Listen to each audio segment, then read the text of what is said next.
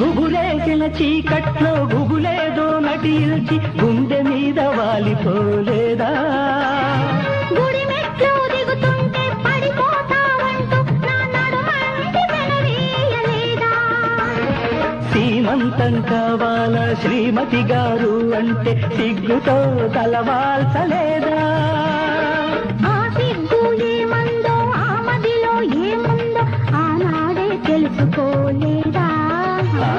మారాద బంగారు కొండ మనసైన అందాల దొంగ